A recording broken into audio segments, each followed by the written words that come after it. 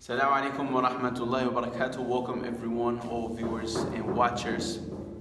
Today I wanted to make this quick video and talk about the power of being able, and the power of the ability to delay gratification on all aspects of life. And in this case, we'll take it a little bit to the fact of learning the Arabic language. Because if you master this ability and you master this, this skill, this main skill, that it will help you in a lot of aspects in your life if you have it, if not in all of them. You can pretty much take on any path, anything that you want to accomplish in life, and go ahead and and completely crush it and completely be good at it. And now this is the problem with a lot of students when it comes to learning the Arabic language. A lot of people who started to learn the Arabic language, they take so long to become fluent at it because they have that hastiness, and they are so in a rush to see quick results. And when we talk about being able to delay gratification, like if you know from the very beginning that the things that you do today, you will only see the fruits of it and you will only see the reward of it in a long term. If you're not able to do that, it's going to be really hard, and it will take you so long to achieve where you want to achieve. Because every time you start, and then you get frustrated because you don't have instant feedback and instant results. And then what happens is that you basically stop until you realize that, oh yeah, it's actually true, I need to get back on board. And every time you're waiting for that motivation. And the thing is that if you have motivation in your life, it's not reliable. Like, motivation is not reliable because it comes and it goes. It's just like iman, right? It goes up, it goes down. So when you master discipline, which is a lot to do with being able to delay gratification, etc., again, you become good at many things, and you can become good at anything that you propose yourself to do. So now let me give you an example of, for example, the life of a Muslim, right? The life of a Muslim is known that it's pretty simple. If you follow the guidelines and you follow the rules, you later on, Allah subhanahu wa ta'ala has promised you a reward, which is, Jannah. Now, if you do the opposite and you want instant results and you want instant rewards, then obviously it's going to be problems. You can go to the point where you even apostate. You even stop believing, because this one of the shubuhat, one of the things that atheists they ask for. They want instant rewards, and you can see that is a problem in the person's behavior. And this is what Allah subhanahu wa ta'ala says in the Quran, innal insana la yatgha. Indeed, the human being is like, it has pride. It has this pride of, no, I want my money right now, right? I want my money right now. So when you see this natural law of being able to discipline yourself, to realize that what you do today, you can only get the results later on. When you see big laws in a big scale like this, like in this case, the purpose of life, it happens as well in a lot of different aspects in our life, and in a lot of different fields in our life. So, just for example, when it comes to bodybuilding, or when it comes to losing weight, right? You need to eat a certain amount of food, a certain type of food for this time of period for you to get these results, or you need to lift this amount of weight for you to get these results. So it comes the same. It's exactly the same thing when it comes to the Arabic language. Like, when it comes to the Arabic language, if you really want to become fluent at it, in a record time, you need to understand this from the beginning, and you need to understand that when the instructor tells you to do this, and this, even if it's boring, even if you don't see immediate results, even if you think there is better ways, you cannot know if there is better ways because you haven't been there. So just listen to what the instructor is telling you, and follow the guidelines. So the best way for me to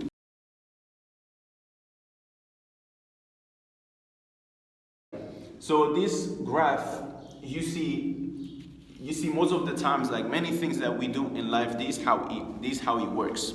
You see the cause of it, the actions. It might be things that you do, right? And you, in the beginning, you start doing a bunch of them. You start doing, it's like the quantity is a lot, right? You put a lot of effort. You put a lot of a lot of your time, a lot of maybe even your money, maybe even you sleep less, right? You giving a lot of effort, but you don't see no results. Now, the people who are able to come to here and say, okay, I understand that these efforts that I have put right now, I will only see the results of it in a long time from now. Obviously, in different things of that you're trying to do in life, the time frame is going to be different.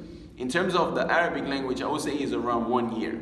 Like when it comes to learning the Arabic language, if these efforts, if these actions, you put them in the first 6, 7, 8 months, after 1 year, you will start seeing the effect of it, and you will start seeing the reward and the results of things that you have studied, of things that you have memorized, month ago, right? But when you are just here, when you are in the first few months, you don't see the rewards. You just feel like you are just memorizing words, right? You're just memorizing a lot of vocabulary, and this is exactly the method that we use in Arabic, like an Arab, which is the online program that I have. We focus on vocabulary in the first year, and we do things when it comes to grammar, but like Sha'bi said, Imam Sha'bi, which is one of the tabi'in, rahimahullah, he said, النحو كالملح في الطعام لا يستغنى عنه. Right? The nahu, the grammar is like salt in the food, right? You cannot, like, it's indispensable. We need a little bit of salt, but what happens if you put a lot of salt in it? The food goes to waste.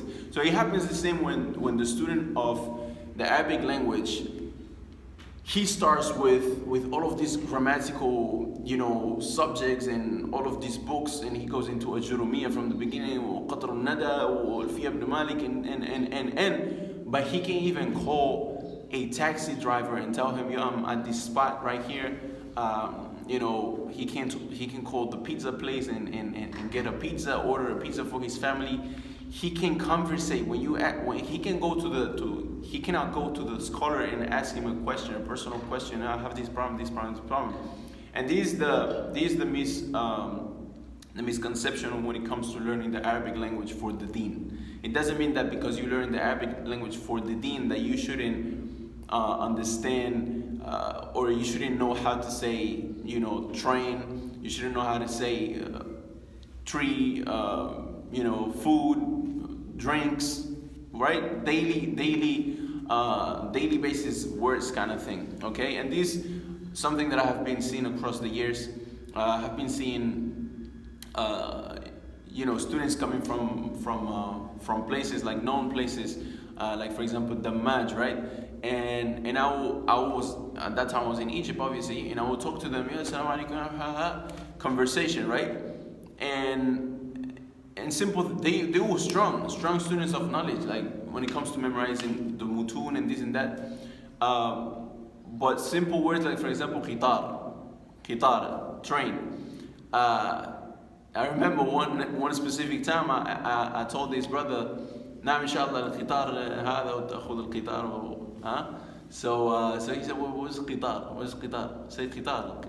Qitar. So you didn't learn qitar in the match. He said, and we don't learn this type of words. And obviously, in the match there is no trains around. But what I'm trying to say is that in order for you to really adopt this language as a second language, you need to actually learn the language, not just religious terms and fiqh terms and usul fiqh terms and musalah hadith terms. Like, you actually need to know the language so you are able to understand your teacher and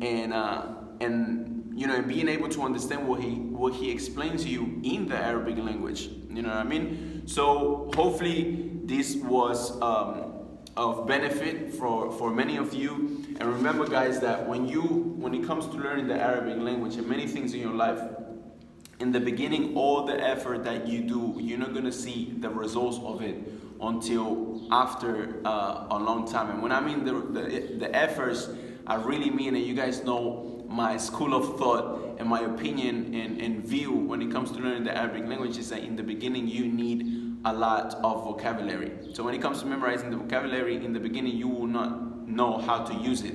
Then later on, when you start learning the grammatical subjects and the grammatical different aspects and masail and subjects, then all of this, it will make sense that you will be able to use it. And now you will see the reward of all of these efforts. طيب. وصلى الله على محمد وعلى آله وصحبه وسلم. Thank you very much for tuning in and watching. If you guys like this, give it a like, give it a share, give it a comment. Tell me what you think, and if you agree with this. And for those who are ready to learn the Arabic language and whatnot, I have a study case where I show you guys and I walk you through how I became fluent in Arabic in 10 months with one single book and 1 hour per day of studying. So go check it out, inshallah. The link is in my bio. In the description of this video. And see you guys in the next video. Wassalamu alaikum wa rahmatullahi wa barakatuh.